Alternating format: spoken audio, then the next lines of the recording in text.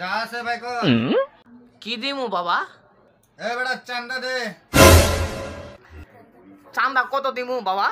ক্যাশে যা আছে সব। ওরে হালা চান্দাবাজ, তুই আমার কাছ থেকে চান্দা নিতেছ?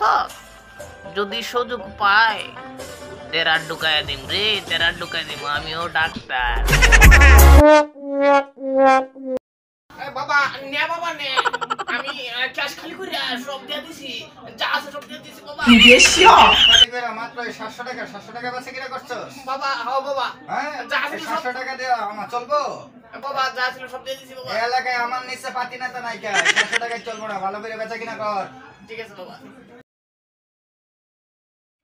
Oh no, oh no, oh no, no, no, no, no. Oh no, oh no, oh no, no, no, no. ওই রুগীটা না তো, মানে ওই যে মানে আমার কাছ থেকে চান্দা নিছিল। আমি আসার পথে দেখতেছি ওই পয়লা রয়েছে রোডে, তারপর আমি নিয়ে আসলাম, একটু আপনি চিকিৎসা করতেন যদি।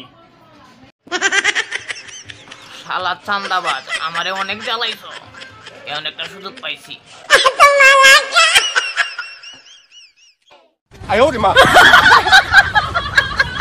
ডাক্তার সাহেব ওগুলো কি? ওগুলো তো পানি বালতিতে না। এই বেটা, আপনি ডাক্তার না? আমি ডাক্তার।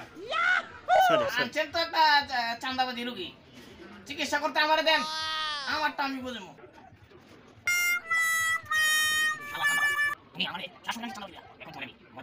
কত দানির কত যায়।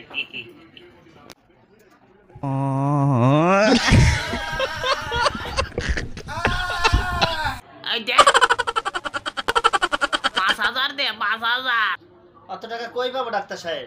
আমি বুঝি না, আমার 5,000 লাগবে, 5,000ই দিতে হবে। ডাক্তার সাহেব নেন।